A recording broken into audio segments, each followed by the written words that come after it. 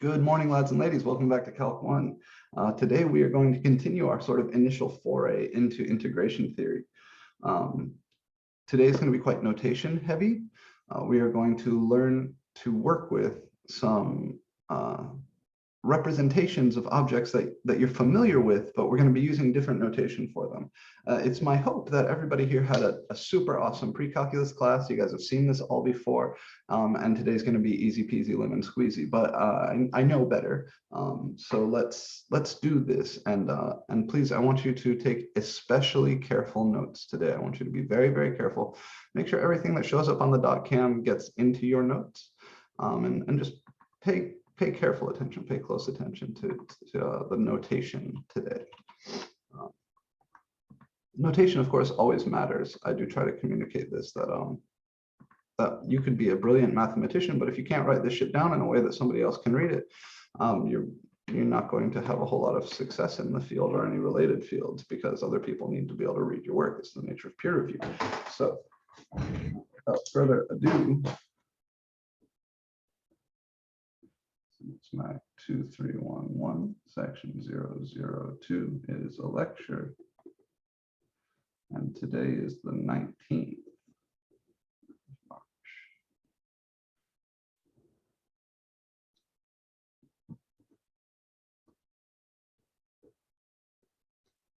Today we're going to continue section 5.1, which remember is on areas and distances. You do have a homework. I want to remind you, even though we had an exam on Monday, so the homework didn't release on the normal day, you do have a homework in here to work on. And I think the only material I put in is 5.1 material. So just give you a quick preview of that in case you haven't looked at it yet. Here you are. So I'll show you the way these problems are arranged, and we'll take a look at the kind of things that we've talked about, what I expect you to do. Here's the first homework problem. So remember what we did on Wednesday. We were estimating the area under a graph, right, under a curve. So here you're going to estimate the area underneath the function f of x equals 2 over x from x equals 1 to x equals 2 using 4 rectangles and right endpoints. So this is very much like what we were doing with f of x equals x squared in class yesterday. You're going to use a certain number of rectangles. You're going to try to tell me whether or not the area is an overestimate or an underestimate, but you're not going to find the exact area. Don't worry about that. You're just going to be coming in here and setting up that right endpoint Riemann sum that we talked about in class yesterday, Wednesday. Same thing with left endpoints here. Sorry, I had a quick question. Is it possible for us to go over any of these? Yeah, we can take a look at one or two of them. I would prefer that you guys take a stab at the homework problems yourselves before we solve them in class. But I don't mind doing one of them. But the reason I'm opening this up is to show you some of these other problems. So those were the ones that we looked at the start of class, the first few problems we did on Wednesday. But as you come down here, you're going to see some problems asking you about distances. So today I want to show you the connection between area and distance. There's a few of those. And then this is the stuff that I'm going to focus on for the most part today, is getting you guys comfortable with this sigma summation notation. So you see this new symbol here, right? This kind of big capital E looking thing. This is actually a Greek letter. It's the Greek letter sigma. And that's what we're going to focus on mostly today. So let me kind of remind you what it is that we're doing, give you a kind of reminder of the object that we started working with last time, and show you the connection between that object and the sigma notation. Finally, the last collection of problems you'll see down here, these are very much like the ones that we did at the end of class on Wednesday, where we had to find the exact area. Now, I'm not expecting you to calculate the limit in many of these. Number 11, you do actually have to calculate the limit, and you're going to use one of those summation formulas at the end. But numbers 12, 13, 14, and 15, you're just expected to set up the sum. So let's get into it. I will say recall to estimate the area under the graph y equals f of x from x equals a to x equals b with n rectangles, we use one of, and then there were two sort of formulas. One of them we called Rn, and the other one we called Ln. Rn, we said, is f of x1 plus f of x2 plus and so on out until you get to f of xn all times delta x. And here, delta x is always b minus a over n, where again, b and a are the x values that you're finding the area between, and n is the number of rectangles. And these xi's, x1, x2, and so on, come from the formula xi equals a plus I times delta x. And the good news is that those two things stay the same, whether you're looking at Rn or Ln. The other one we used was leave some space here under Rn.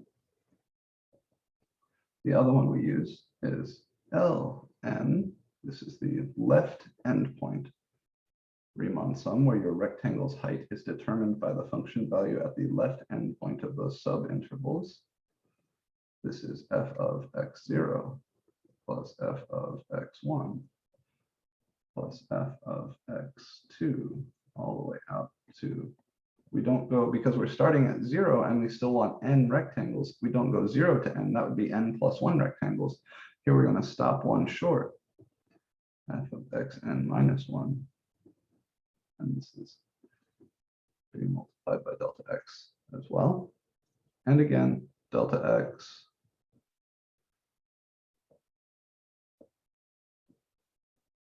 is b minus a over n, and the xi's here are still the same, a plus I delta x. All right. The reason I'm asking you to leave space is because there's another way to write this in a much more compact notation, and that's the notation that we're going to focus on today. We can write this as capital sigma I equals 1 to n f of xi times delta x. And this notation down here has a lot of advantages over the notation up here, especially on those problems where you're going to find the exact area. This is what's called a Riemann sum. Remember, Rn and Ln are called Riemann sums. The Rn is the right endpoint Riemann sum. So this is how you write the Riemann sum in sigma notation. What is I again? I is what's called an index. I is, think of it as a little variable that runs from 1 to n, or from 0 to n. So what you would do to find these numbers, x1, x2, x3, x4, x5, whatever, you plug in to xi. So if I want to know what is x1, I would plug in 1 for I, and I would say, okay, x1 is a plus 1 times delta x. And remember, a is going to be a number you know. Delta x is going to be a number you calculate here. So when you plug in 1 for I, you'll just add the numbers a and delta x. If you want to know what is x5, that would be what you get when you plug in 5 for I. Is there ever going to be a time where we have to figure out n on our own, or is it usually they're just going to give n to us? The nature of these problems is such that either you will be treating n as a variable where you don't plug something in for it, or you will be given the number of rectangles. So remember, n is the number of rectangles you're using to estimate the area. So it's not necessarily something that you would ever have to figure out. It's something that you might be able to choose, right? If you wanted to, approximate this area better than what you got with 4 rectangles, you could choose to use 10 or 20 rectangles.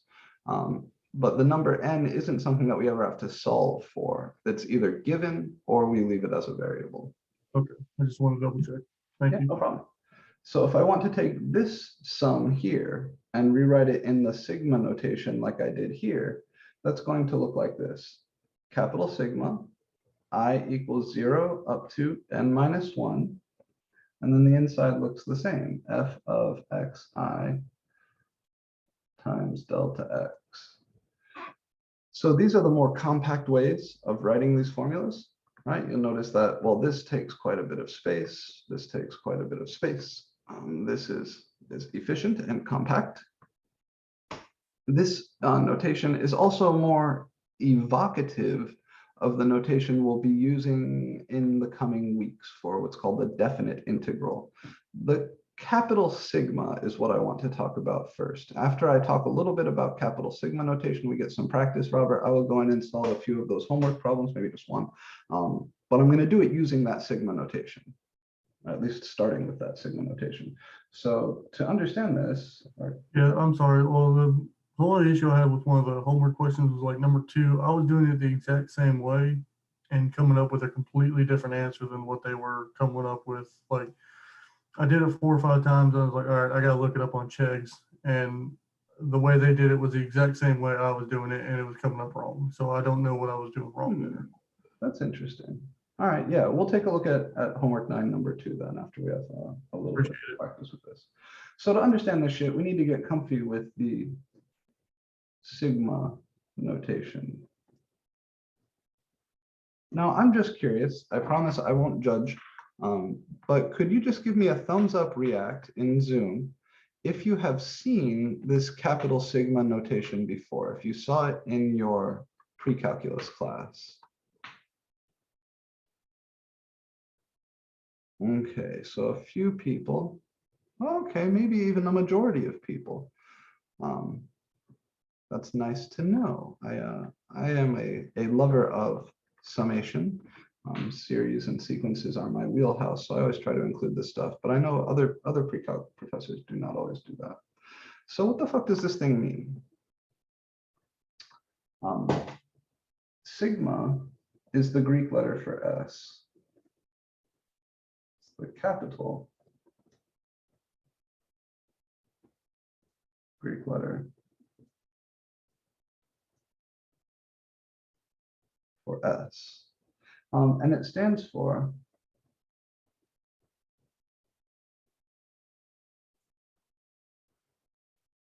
the word sum, S-U-M, meaning to add, right? Like addition, add. So this summation is a shorthand for a big addition problem. And look at what we have up here inside this bracket. This is a big, long addition problem, right? You've got something plus something else, plus something else, plus lots of pluses in here. So this capital sigma gives me a condensed way of writing this sum. And in fact, I'm going to come in here with some highlighter.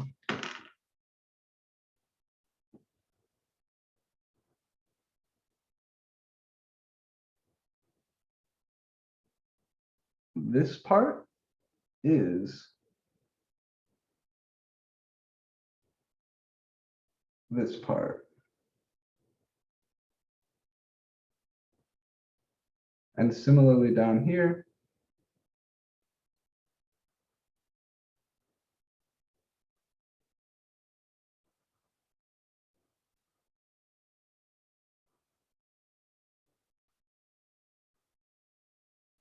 this part is this part. So you see the delta x at the end. There's a delta x at the end here, and there's a delta x at the end here. Those two pieces line up. There's a big long addition thing here, and this is the compact way of writing that big long addition thing. Similarly here, there's a delta x at the end. That is this delta x at the end. There's a big long addition thing here, and this is the shorthand for that big long addition thing. The capital sigma summation notation is useful when the length of your addition problem is large. Sigma notation, you won't need the Riemann sum since they're the same thing. Well, yeah, this is still a Riemann sum. It's just another way of writing the Riemann sum. So Fabrice asks, once we're comfortable with the sigma notation, do we not need this thing anymore? I wouldn't say that that's the case, because if n is a small number, if n is like 4, 5, 6, 7, 8, then while you might start by writing this down, the way to compute it is usually going to be to expand it out like this. Where this thing comes into its own is in those other problems where you need to find the exact area or a formula for the exact area, because there your addition problem gets very, very long. Because remember, there's one of these terms for each rectangle, right? Each one of these is the height of a rectangle. So if you have a shitload of rectangles, and remember when we're finding the exact area, the way we do that is by using infinitely many rectangles. You really don't want to write infinitely many things out here. That's why we have this. So yes and no, mostly no. I would say what I would like you guys to do is get comfy starting your problems using this notation. And then if you're using a specific finite number for n, the way you'll compute that is by then rewriting it like this. So it's mostly just about getting you comfy with the notation. Neither of these go away, and these are all Riemann sums. These are just different ways of writing those Riemann sums. All right. So I'm going to turn the page here in just a second. Is there anything that that we want clarification on this page?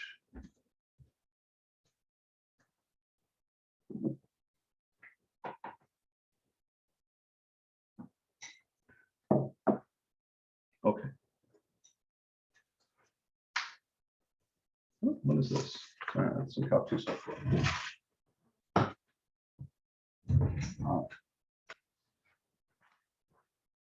Let's forget about Riemann sums for a minute and just talk about sums in general. This is our intro or practice with sigma notation.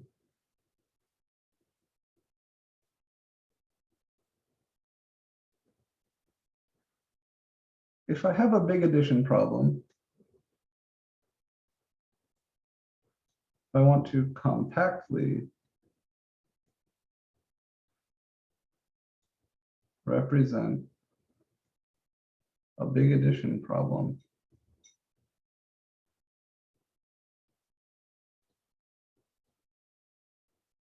the sigma notation is useful. The sigma notation won't tell you how to solve the problem. It won't give you the answer.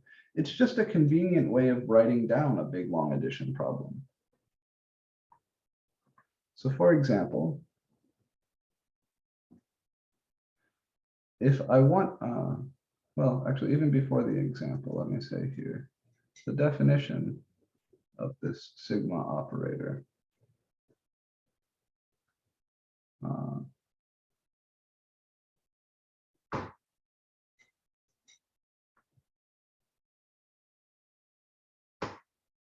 If I have sigma with I equals 1 on the bottom up to n on the top and some stuff inside here, I'm going to write AI because that's the normal notation, but this could be any expression that has I in it as a variable. This is just the shorthand for A1 plus A2 plus A3 plus A4 plus A5 plus A6 all the way out to AN, whatever N is. Right, so this stands for the sum of the AI from I equals 1 to I equals N. And you see that over here, right? We're just adding up all of these things where the variable I starts at 1, and you add them all up as that variable goes from 1 to N. So for example, the sum from I equals 1 to 4 of 1 over I. So here my AI would be 1 over I, would be whatever you get by adding up a bunch of things that look like this, where the variable I goes from 1 to 4. So when I is equal to 1, I get 1 over 1. And then I add to that what you get when you plug in I equals 2, which would be 1 over 2. And then you add to that whatever you get when I is equal to 3. That would be 1 over 3. And then you add to that whatever you get when I is equal to 4. That would be 1 over 4. So this addition expression can be rewritten in this sigma summation notation. Now, if I want to figure out what that is, I still have to do the computation. This is 4 over 4 plus 2 over 4 plus, I'll still leave 1/3 there, plus 1 over 4. So I'm just having a common denominator here. So this is 4 plus 2 is 6 plus 1 is 7.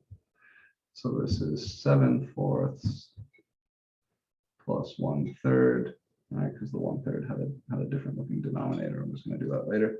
And then the common denominator between these would be 12. So I multiply by 3 over 3 here, multiply by 4 over 4 here. This would be 21 plus 4 is 25 over 12. But the big thing I need you to be comfy with is this.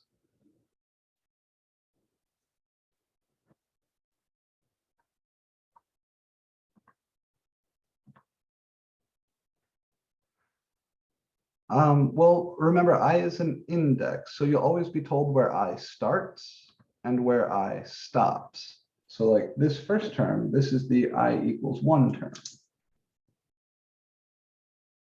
This is the I equals 2 term. This is the I equals 3 term. And this is the I equals 4 term. So you'll be told where I begins and you'll be told where I ends. And then you need to write out the sum of all of these things as I runs through those values. Okay, that makes sense. Does that answer your question, Joe? Yes, sir. All right, let's try another example.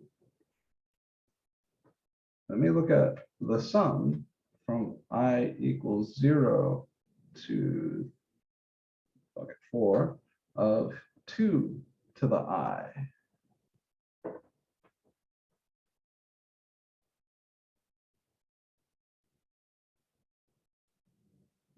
So if I plug in I equals 0, remember what this definition is. This tells me I'm going to add up a bunch of things that look like this as I goes from 0 up to 4, taking all the values in between. So my first term would be 2 to the 0 plus my second term would be 2 to the 1 plus my next term would be 2 to the 2 plus 2 to the 3 plus 2 to the 4.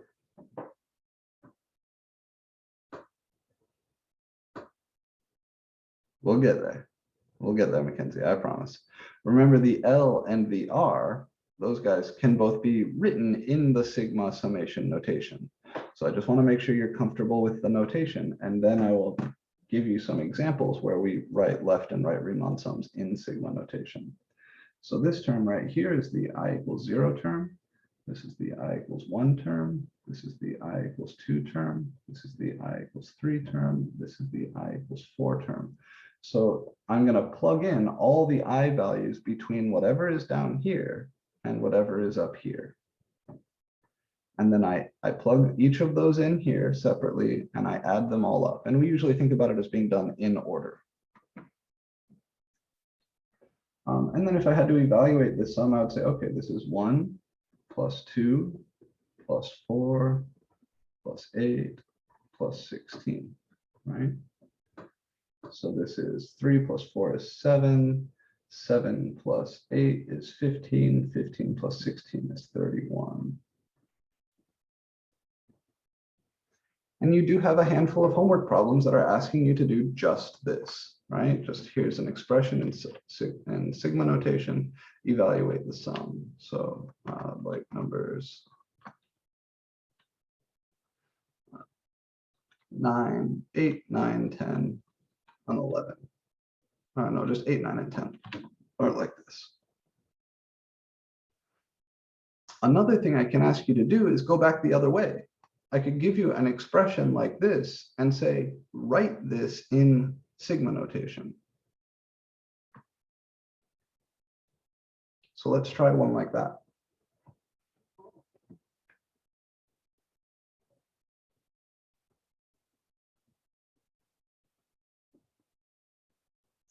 Let's do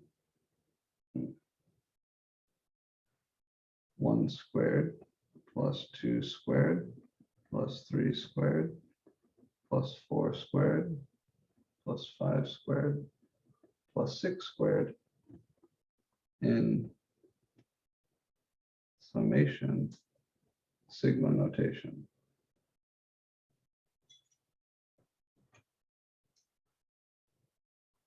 All right.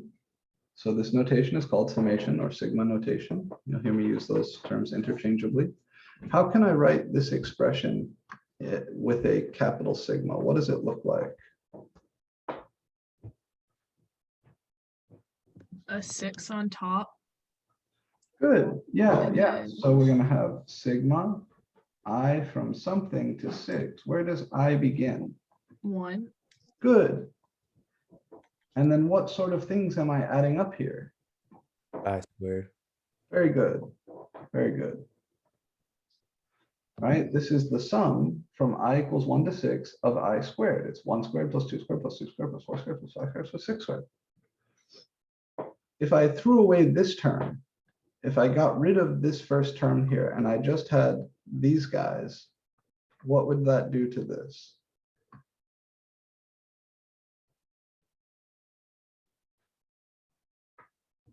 Which term? Is the question clear? So I want to throw away this term. It would be I Right. equals 2. Very good. So if I just had the highlighted portion here, the thing that would change is this I equals 1 at the bottom would become an I equals 2.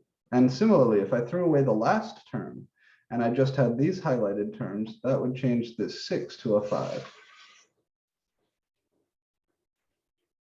All right. Any questions on this?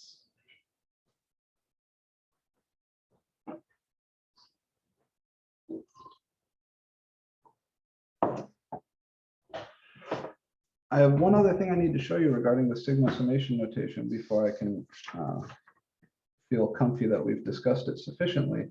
And those are some rules for the sigma operator.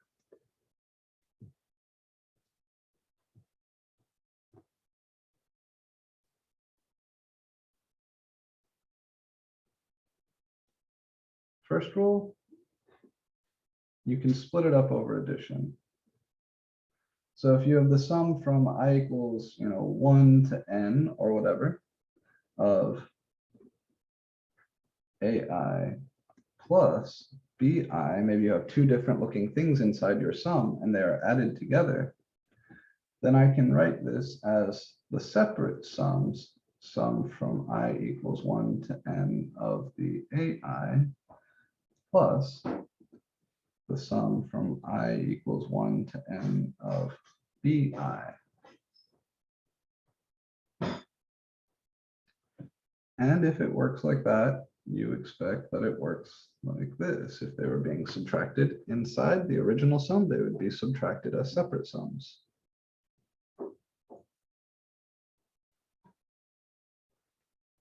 The other important rule here, and you might be able to smell this because we've seen this with a few other operators in this course, is that if you have a constant C times AI inside, and by a constant, I mean anything with no i's in it, then that constant can pop out.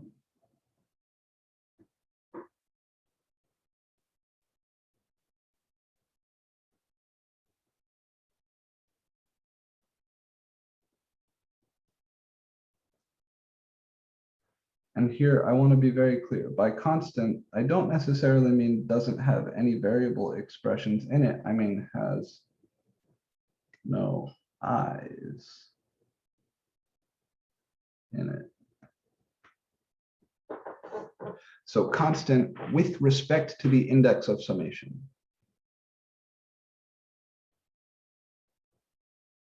Okay. Having said these things, I'm pretty comfortable diving in and looking at one or two homework problems. Robert, you've mentioned that there is some funkiness going on with the second problem, right? Which is this cosine one. Yeah, I'd be happy to look at this. The graph, we want to estimate the area under the graph of 2 cos x from x equals 0 to pi over 2 using 4 rectangles. And I think they're going to have us do it with the right and with the left. So let's take a look. This is homework 9, number 2. I want to estimate the area. I'm going to write this more compactly under f of x equals 2 cos x from it was 0 to pi over 2, right? Yeah. From x equals 0 to x equals pi over 2 using R4 and L4. All right, they said using 4 rectangles, first with right endpoints, then with left endpoints. So that means we're using R4. That's the right endpoint Riemann sum with 4 rectangles. And L4, that's the left endpoint Riemann sum with 4 rectangles. So here's how I would advise you to begin with these problems. It is the kind of healthy way of expressing these things and the best sort of practice with this notation. First, draw the graph. Doesn't have to be perfect, but it's a good thing to just draw the graph and get a feel.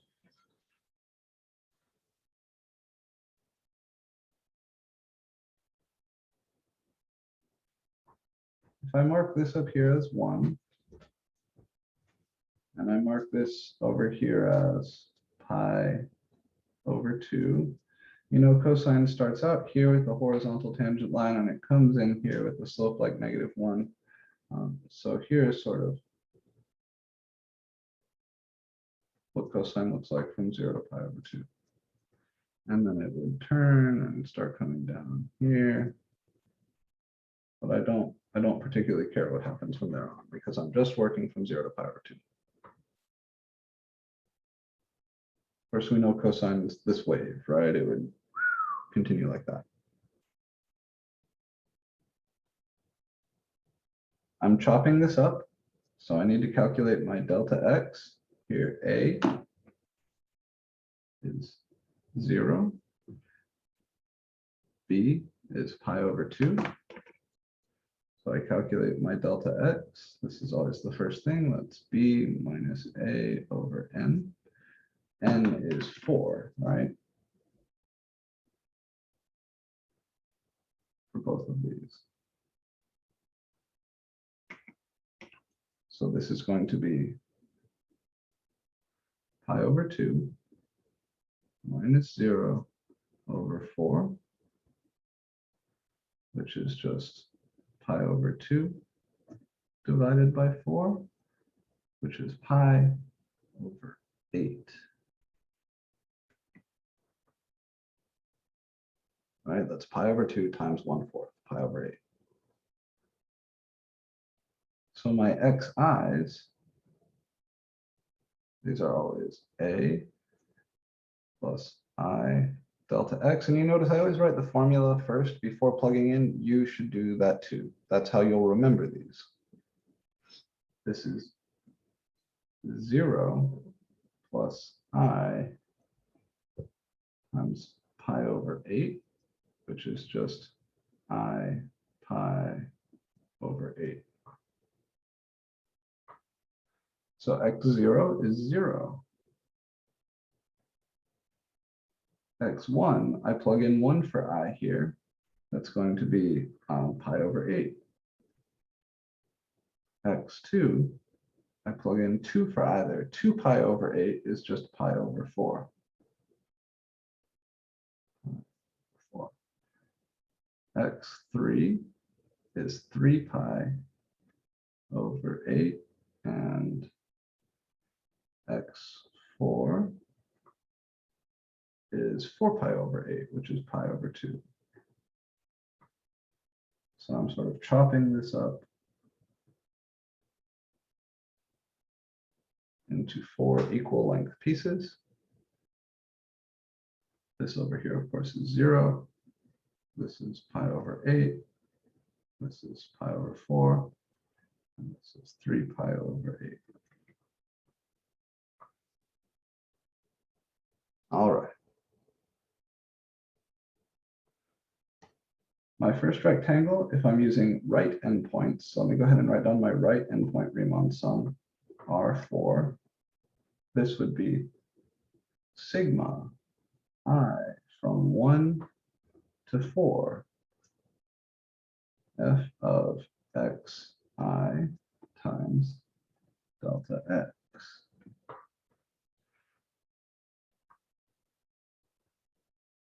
And now I'll write this out, because here, basically there's two kinds of problems, right? There's a problem where n is given to you as a specific finite number. And on those problems, your first step after writing this down is going to be to expand it out. The other type of problem is where n is left as a variable. And that's where you're trying to find the exact area. Here, n is given to us as a specific number. So I'm going to begin by writing this out. This is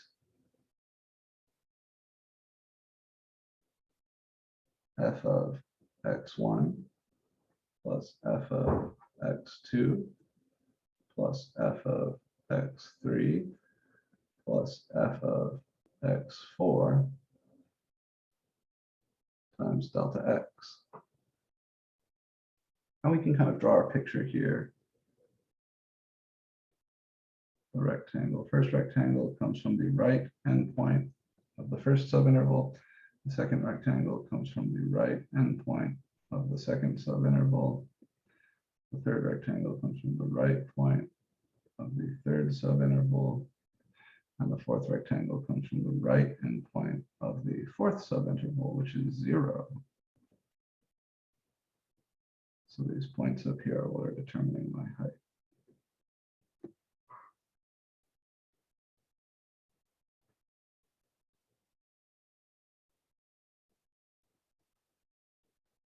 F of x1 is f of pi over 8. F of x2 is f of pi over 4, right? It's the first height, the second height.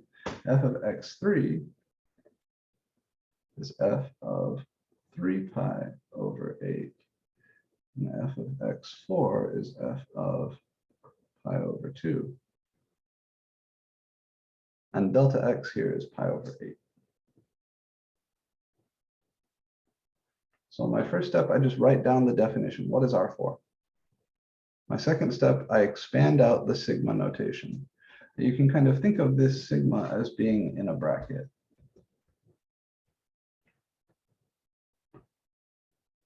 And then my next step is going to be to plug into my function, right? So I plug in the specific values for x1, x2, x3, and x4. I calculated those earlier. Plug in the specific value for delta x. And now what is my function? It's 2 cos x. Oh, I'm sorry, this should be a 2 up here, shouldn't it? Yeah, it's 2 cos x. So this first guy is 2 times the cos of pi over 8.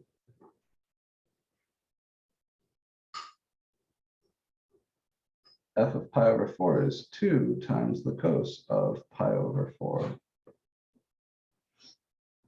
F of x3 is 2 times the cos of 3 pi over 8. And f of x4 is f of pi over 2. That's 2 times the cos of pi over 2. And then everything is being multiplied by pi over 8. So this is the kind of interplay between the sigma and R or L, right? R4 can be written in sigma notation. But then if you're given a specific number for n, like n is 4, your very first step is to rewrite it in this other notation, because you've got to figure it out. You need to be plugging things in and sorting out, simplifying. And we can't do that in this notation. This notation is more useful for the exact area problems, and that's why we introduce it here. Now let me take a look at what they want. Do they specify whether they want exact values for the y values? They don't. My suspicion, Robert, is that the place you were having trouble with this was things like the cos of pi over 8 and the cos of 3 pi over 8. Those are not nice numbers, right? We don't Yeah, have, it kept going up to like 9.999, and then because mine was 10 cos of pi over 8, 10 cos of pi over 4, and I keep getting this giant number at like 15 point, some change. But then I look back at it, the real answer is like 7.8 or whatever, and I'm like, I'm so confused. are they asking for a decimal here? I guess is my question is, do they want exact values for those y values, or do they want a decimal? So if they're accepting decimal approximations. Yeah. Oh, they are. Okay. I was thinking if they wanted exact values, that's going to be tricky, but they don't. They don't. Okay. Never mind. All right. Then you're probably using degree mode instead of radian mode on your calculator. That's probably what's going on. So these are radians. I need to make sure that whatever we're using to calculate these is in the appropriate mode. So if you were to enter this in degree mode, it would definitely give you the incorrect thing. So let's take a look here. I'm going to pull up. Here's my TI-84. I'm going to turn it on, clear it out. Hit this mode button right here. And then you come down and you see you've got this option to switch between radian and degree. We're going to make sure it's in radian mode. Gotcha. All right. And then where's my exit? Second quit. All right. So what is it that I need? 2 times the cos of pi over 8. So what's the cos of pi over 8?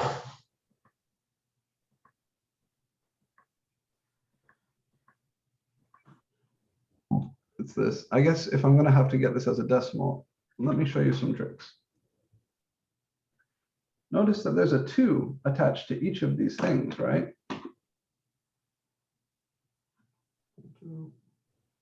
So I can factor out the 2. Let me do that. That'll make my calculation a little cleaner. So I'll have 2 times the whole thing, cos pi over 8 plus cos pi over 4 plus cos 3 pi over 8 plus cos pi over 2. Now I know the cos of pi over 2 is 0. And I know the cos of pi over 4 is root 2 over 2, but these other two guys, these are quite tricky. So I'll go ahead and use the calculator for this sum. Let's see, there's something in chat. What happened if you factor? You can't factor out cosine. Cosine is a function. This is not cosine times pi over 8. Cos on its own doesn't mean anything. This is the cosine of pi over 8. So you can't factor out the cosine.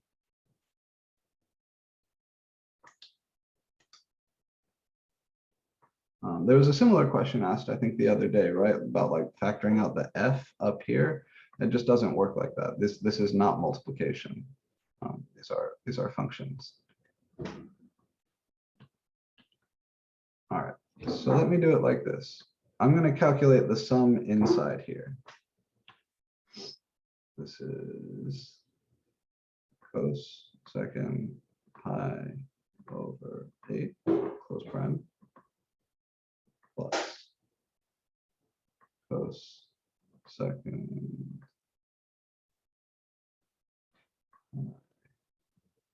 over 4, close parentheses, plus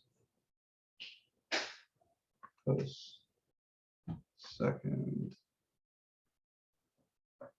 3, oh shit, sorry, cos second, oh no, I don't need the second, 3, then second, over 8, plus, this last one is 0. We know the cos of pi over 2 is 0, but just for completion's sake, cos second 2. So you see what I've entered here, right? It's just the stuff that's in the bracket on my last line. Cos of pi over 8 plus cos of pi over 4 plus cos of 3 pi over 8 plus cos of pi over 2. That whole expression is 2.013669, blah, blah, blah. So let me copy down a few sig figs here. This is 2 times 2.01366697.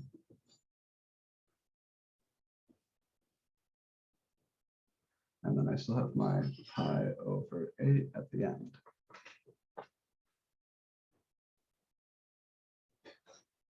And what I'm going to do is I'm going to now multiply this by 2. That's my 2 out front. And then I'm going to multiply this by parentheses pi over 8. And I get 1.581, blah, blah, blah.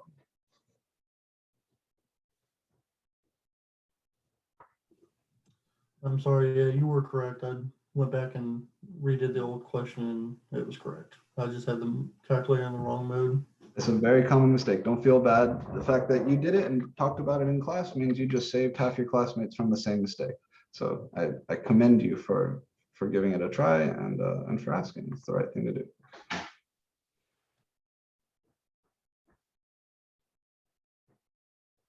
Well, Joe, yeah, there's a handful of possibilities. You could have made an error entering things into the calculator, or your calculator might be in degree mode.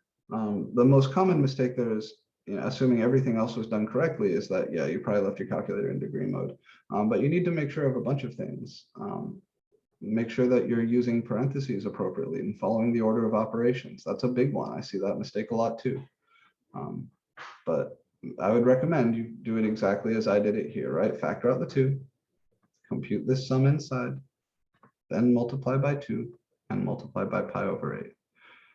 Make sure that you're being careful with your order of operations. And remember, division isn't associative. So if you're going to like multiply and divide some things in various orders, pay attention to the order you're doing the things. Order of operations stuff is also a surprisingly common mistake, even at this level. So this is R4. Looks like the area is somewhere around 1.58. Is this an overestimate or an underestimate? Look at our picture.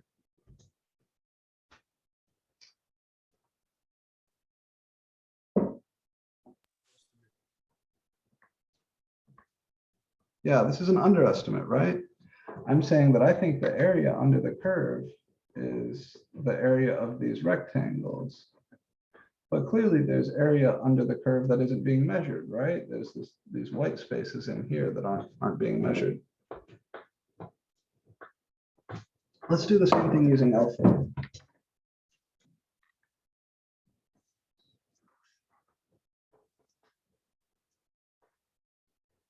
I'm not going to redraw the picture for L4. L4 would be the sum from I equals 0 to 3, right? Instead of starting at 1, we start at 0. And instead of ending at 4, we end at 3. This is the main difference between R4 and L4, the main difference between Rn and Ln. R goes from 1 to n. L goes from 0 to n minus 1. Is everybody clear on that? It's because your left endpoints start over here, and your last left endpoint is here. Whereas your right endpoints start here, and your last one is at the very end.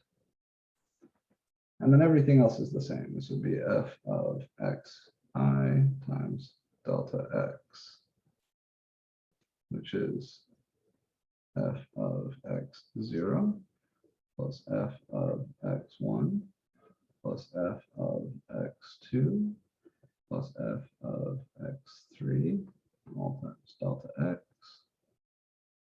which is f of 0 plus f of pi over 8 plus f of pi over 4 plus f of 3 pi over 8 multiplied by pi over 8. So this is 2 times the cos of 0 plus 2 times the cos of pi over 8 plus 2 times the cos of pi over 4 plus 2 times the cos of 3 pi over 8, all being multiplied by pi over 8. We can bring out the 2. Cos 0 plus cos of pi over 8 plus cos of pi over 4 plus the cos of 3 pi over 8. Yeah, pi over 8 still chilling at the end. And again, we can use our calculator in here because some of these are weird, like the cos of pi over 8 and the cos of 3 pi over 8.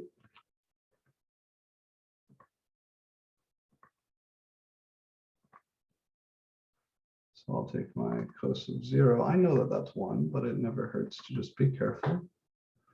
Plus the cos of 8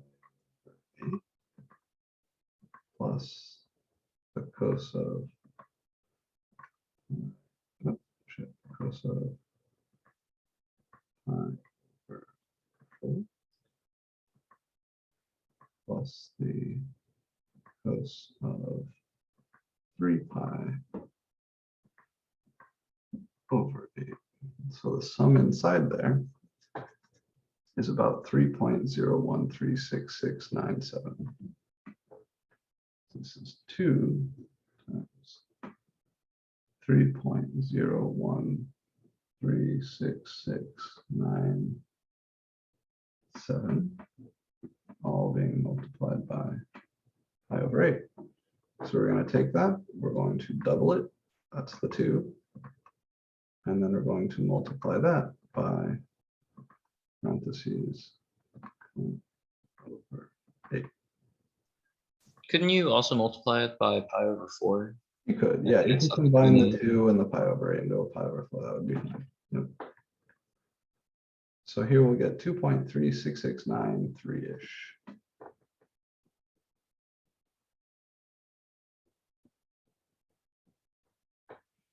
And this is, if you want, you can see what the picture looks like here.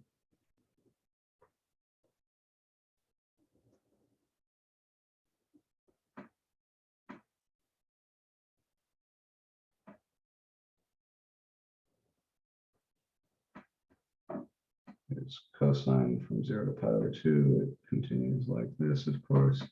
And we're chopping this up into these subintervals. So this is 4 over 8 and 3 pi over 8. Here, if I'm using my left endpoints, my rectangles look like this.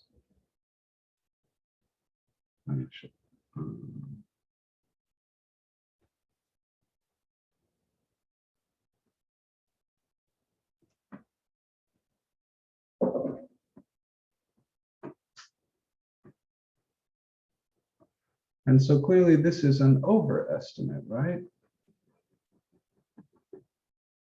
Because there's a bunch of stuff in my rectangles that is not under the curve.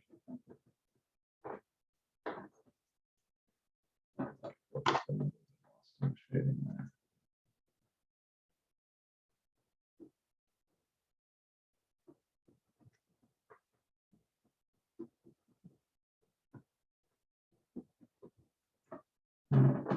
So this is an overestimate.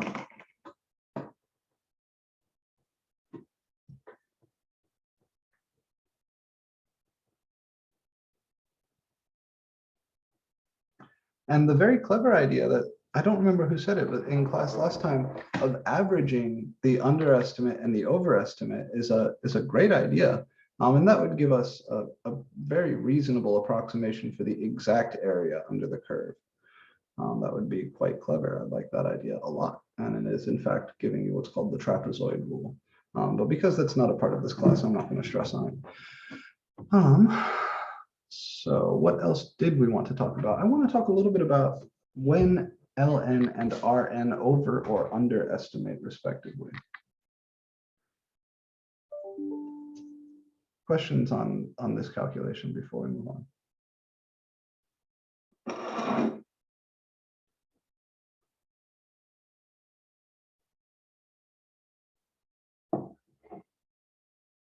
Okay. So we might be noticing some patterns. If you have a function f of x that is increasing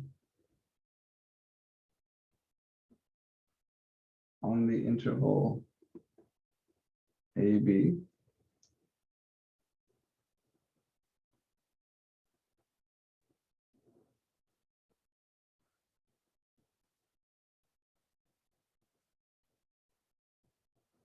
something like this,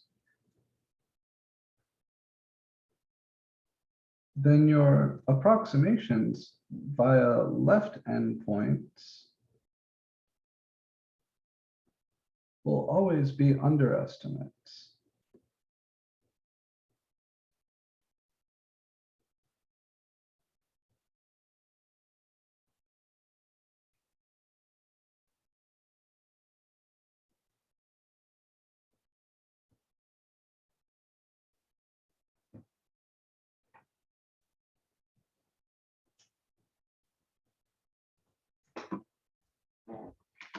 Let me use the pencil like I was doing the other day to represent the actual area.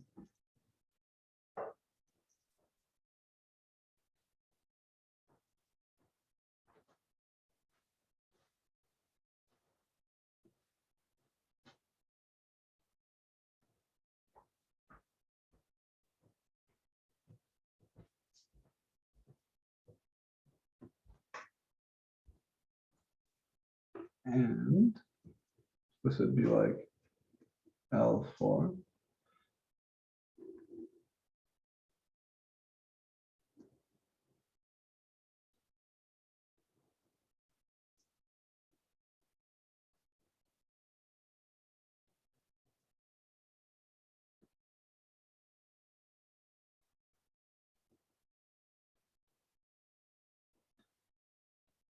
And your approximation by right endpoints, again, if your function is increasing everywhere on this interval,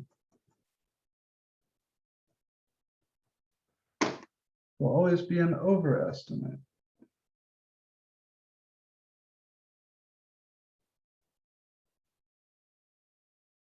Because if your function is increasing, then it's bigger at the right endpoint of every subinterval than it is at the left endpoint of every subinterval. That's what it means to be increasing. It's bigger and bigger as you go further and further to the right.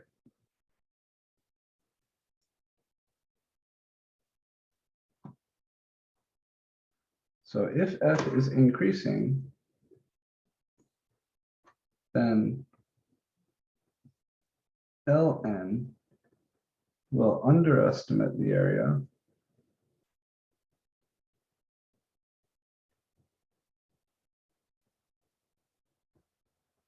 and Rn will overestimate the area.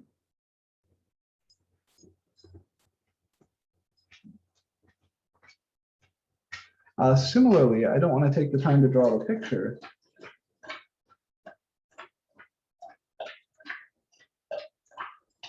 If your function f of x is decreasing on the interval,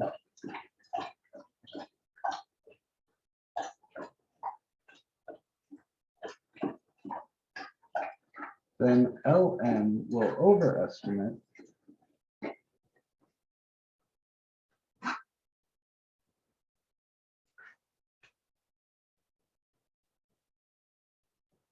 And Rn will be the underestimate.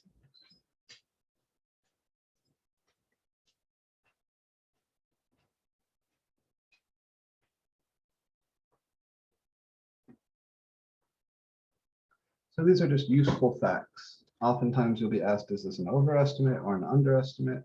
How can you know? Just think about whether your function is increasing or decreasing and whether you're using the left or the right.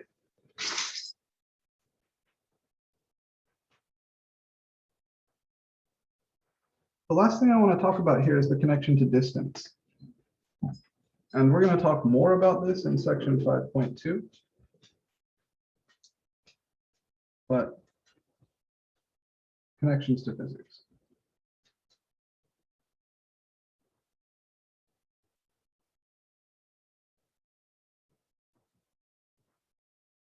Imagine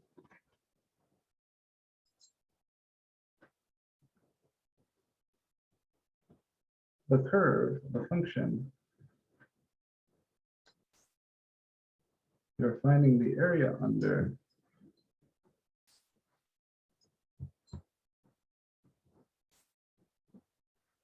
is a velocity.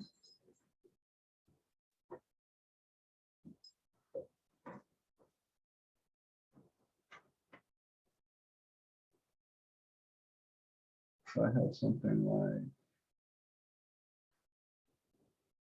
like this, and you know, maybe it could look like whatever. Maybe it looks like this. So this is v of t, the velocity function at time t. This is your t-axis. And you're looking, you know, from A to B. And just for shits and giggles, someone says, find the area underneath this velocity function. What is that?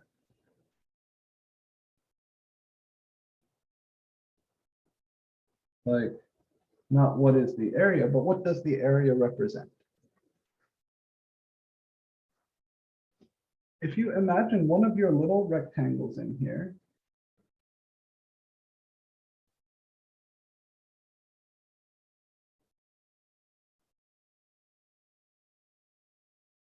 you can try to think about what the area of this little rectangle represents. So imagine you have a very, very thin rectangle.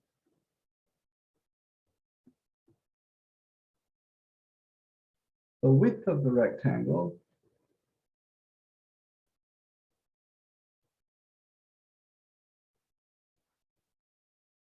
that's delta t, right? Because my variable here is t.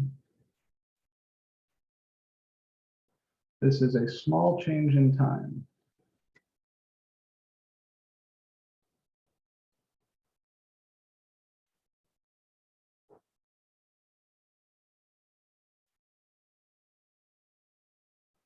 What's the height of the rectangle?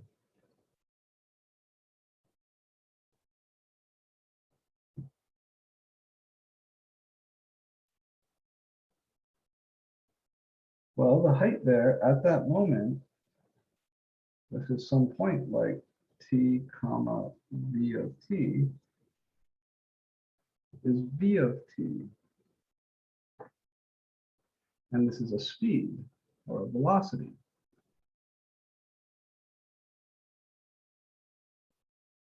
Which remember is the derivative. I mean, since it's like there's a small change in distance.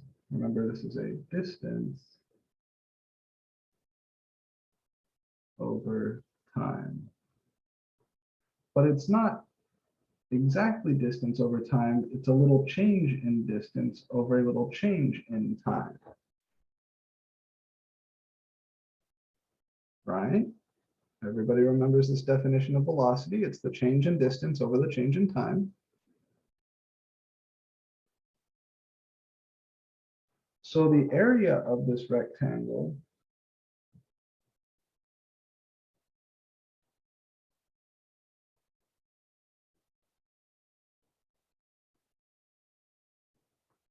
The area of one small rectangle is the width times the height, or height times width.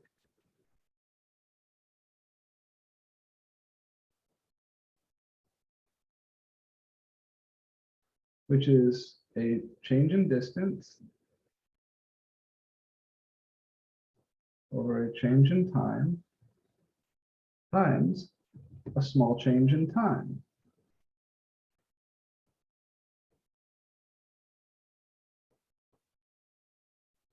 Right, and the delta t's, I guess I should just call this time.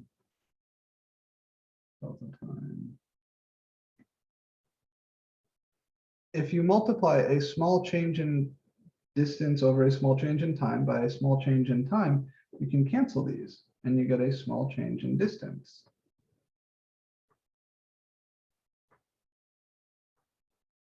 What we're doing here is called dimensional analysis.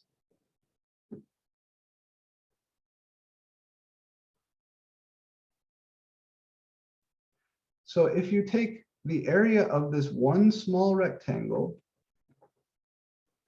that is equal to a small change in distance. And if you add up, so each rectangle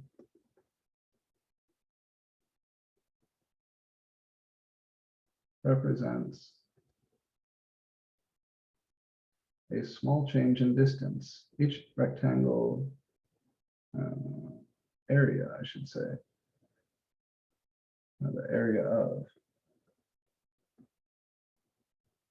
of each rectangle represents a small change in distance. So the sum of all the little rectangles, or all the areas of these little rectangles,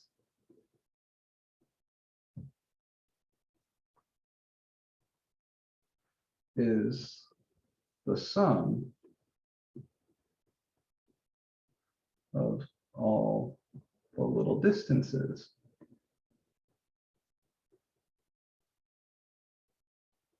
The little changes in distance. So if you take all the little rectangles in here under your velocity thing and you add them all up, you're adding up all the little changes in distance that that object, particle, person, whatever, experienced over the time interval from A to B. Therefore,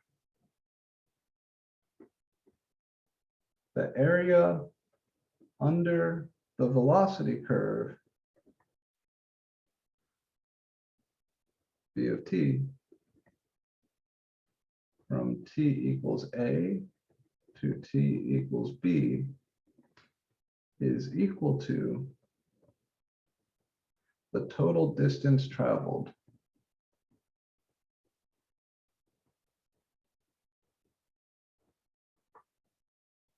from time t equals A to t equals B. This is a cool connection. And it's not obvious at first. Like, why would area represent distance? It's a weird thing. But the area under velocity is distance, because each little height is like a little speed, distance over time. And each little width is like a little time. So distance over time multiplied by time is a little distance. And if you add up all the little distances, you get the total distance. So each little Riemann rectangle under the velocity curve represents the little distance that the object, particle, whatever, traveled over that little time interval. You add all of those up, you get all the distance. Now there's one really important caveat here, and it's not going to get you on this homework, but it will get you on the next homework. So I want you to remember this. All of this assumes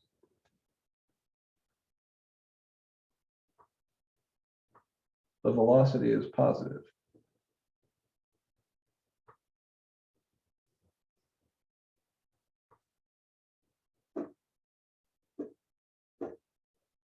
If the velocity is not positive,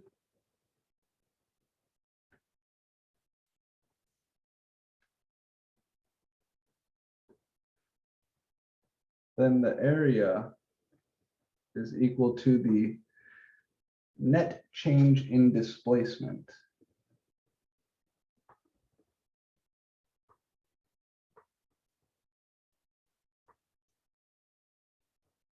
Which is not necessarily equal to the distance traveled. Right, so to help you understand what the difference between those two things might be, if I leave my house, go to the grocery store and come back, I've definitely gone a certain distance. But as I'm going to the store, my velocity is positive. As I'm coming back, my velocity is negative. So my net change in displacement would be 0, even though I've definitely gone like a mile. So in this homework, the only questions that you have that deal with this sort of thing have positive velocity functions. But next week, when we talk about section 5.2 with definite integrals, I will be giving you other problems that involve non-positive velocity functions, and you will need to be comfortable with the distinction between distance and displacement. If I go somewhere and come back, my displacement is 0, but I definitely covered some distance. We see the difference?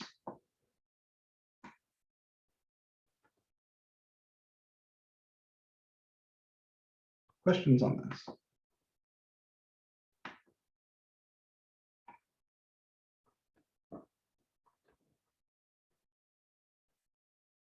Okay then.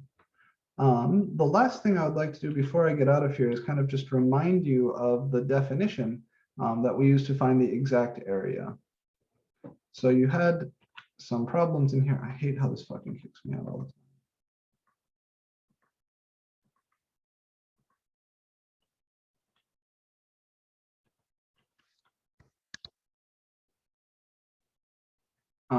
After displacement difference.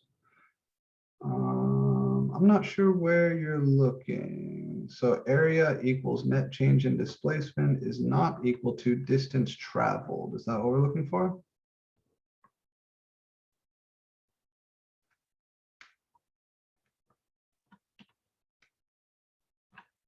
course, of course. All right. So the last thing I want to do is give you a little bit of advice for these problems at the end.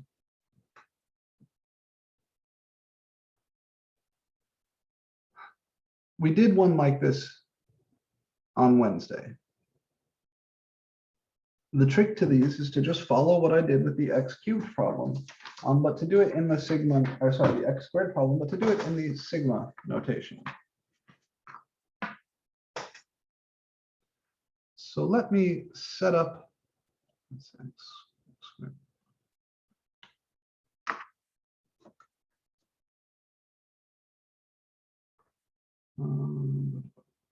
I don't want to solve this exact problem for you, but there's only so much that I can do. Let me set up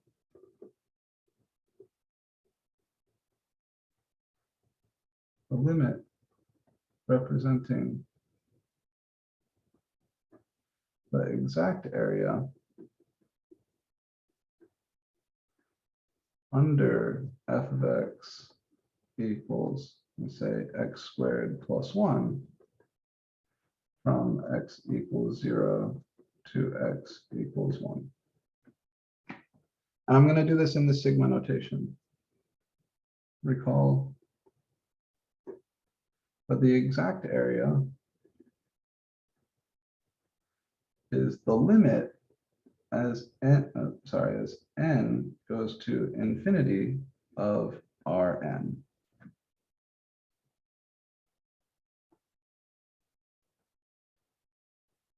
So that would be the limit as n goes to infinity of sigma I from 1 to n f of xi times delta x.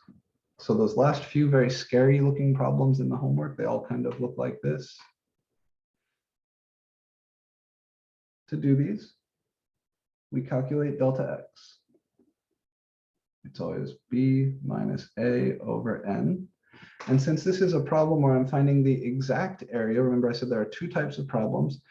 When we're looking for the exact area, we just leave n as a variable because we want to send it to infinity. I'm not plugging in a particular number for n. So here a and b are known. B is 1, a is 0, so this is 1 minus 0 over n, or just 1 over n. My formula for the xi's is the same, a plus I times delta x. That's 0 plus I times 1 over n, which is just I over n. So these are the two little things I have to come to the side and calculate.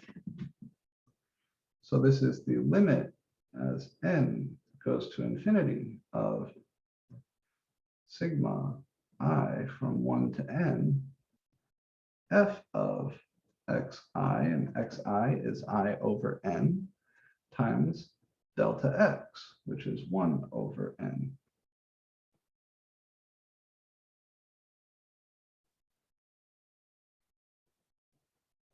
That is lim n to infinity, sigma I from 1 to n, and I don't write this out long form because I don't have a particular number for n.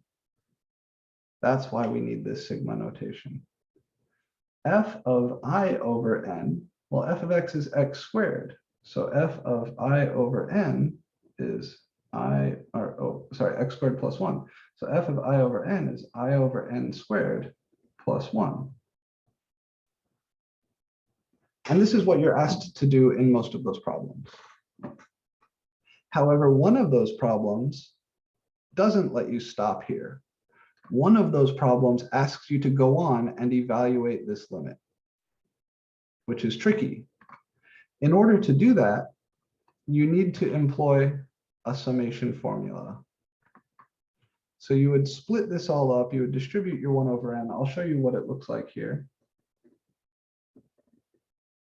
This is lim n to infinity, sigma I from 1 to n, I squared over n squared plus 1 times 1 over n. I can distribute this 1 over n, and I get limit n to infinity, sigma I from 1 to n, I squared over n cubed plus 1 over n. And this is where you need to use those rules for the sigma operator I was telling you about at the start of class. This is lim n to infinity. I'm going to split this up. This is like one piece, this is like another piece. They're being added and they're inside a sigma. So this is sigma I from 1 to n, I squared over n cubed plus sigma I from 1 to n, 1 over n. And then I'm going to give the limit to each of those separately. And I'm also going to do some more algebra. Remember, so here the rule I'm using is that sigma of AI plus BI is sigma AI plus sigma BI. This is the rule I'm using to go from here to here.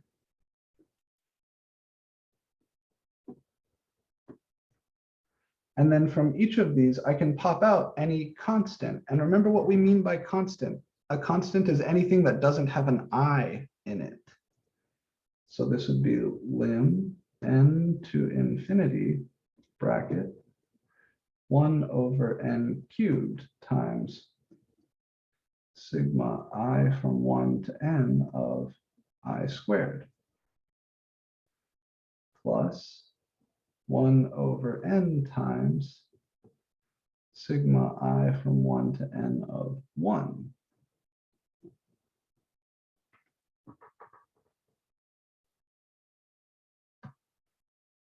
Here the rule I'm using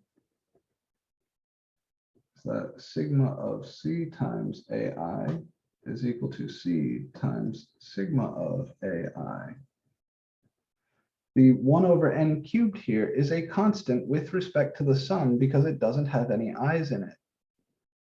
And the 1 over n here is a constant with respect to the sum because it doesn't have any i's in it. 1 over n times 1 is 1 over n. 1 over n cubed times I squared is I squared over n cubed. So I'm just factoring out the constants from these sums. And then here I would use the summation formula.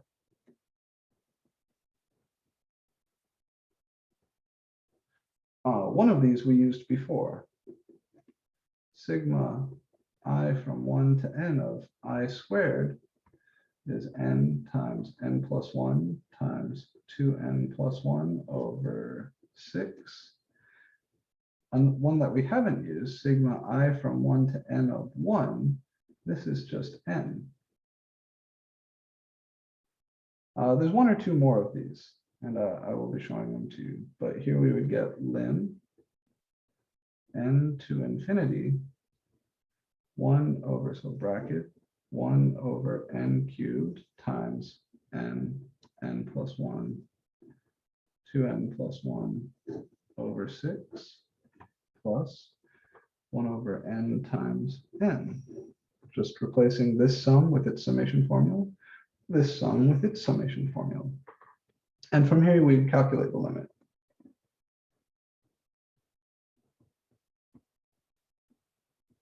Using what we learned back in 2.6. Using tools from section 2.6. So the last thing I want to do here, the first limit is one that we actually did together on Wednesday. This 1/3. This guy is 1. So the whole thing is going to be 4/3. But I don't have time to run through the details of that limit again. So the very, very last thing I'm going to do is give you the summation formula. I recommend you take a screenshot of this right now. There is one and only one problem in your homework set that requires you to do this sort of shit, but it's there. So I want you to look at that. The summation formula you're going to use for that one is different because instead of having an I squared here, thankfully you won't have this term, you won't have this term, you'll have something that looks just like this. But instead of an I squared on your problem, I think you're going to have an I cubed. So let me show you the summation formula that you're going to need for your problem. This is problem 11. They give it to you here, but the summation formula, and I would love to talk about where these come from and prove them for you. They're not hard, they're actually a lot of fun.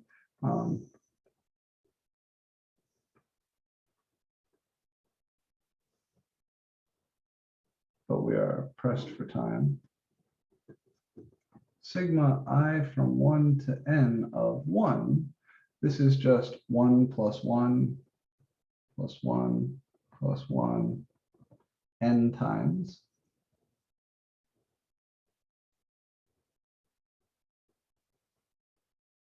That's what you get if you expand this out. And that's just n. You add 1 to itself n times, you get n. That should make sense. But these others are a little more complicated. So if you sum I from 1 to n of I, this is 1 plus 2 plus 3 out to n. This is n times n plus 1 over 2. And there's a great story about this formula. Carl Friedrich Gauss was said to be a very precocious young student. When he was like 8 years old, his teacher was like, "Baby Gauss, you are so annoying. Please, to shut you up, just add all the numbers from 1 to 100. And he came up with this formula and used that to get his answer very quickly and generalized and made his teacher feel quite stupid for being so rude to him. There's two others that you need. The sum of the first n squares, that's 1 squared plus 2 squared plus 3 squared, all the way up to n squared. This is the one that we used. It's n times n plus 1 times 2n plus 1 all over 6. We've used this twice now, once on Wednesday and once today. And the last one is the sum of the first n cubes. That is 1 cubed plus 2 cubed plus 3 cubed out to n cubed. Fascinatingly, it's the square of this guy. So n times n plus 1 times 2n plus 1. Oh, sorry, no, just n times n plus 1 over 2 all squared. Yeah. All right. So these are the summation formula that you'll need to evaluate those full-length Riemann sums. I understand that the last few problems of this homework set are challenging, both in terms of concept and notation. So if you're having trouble with anything, please don't hesitate to come by office hours or send me an email Canvas message asking for help. But make sure you're working on them, work hard on them, and please try hard to understand them and practice working in the sigma notation. I gotta run. I got another class that starts like right now. So I hope you guys have a lovely rest of your day. Enjoy your weekend, work hard. And if you run into any trouble, please ask for help either via email Canvas, office hours, or the Discord. That's it from me, guys. Take care.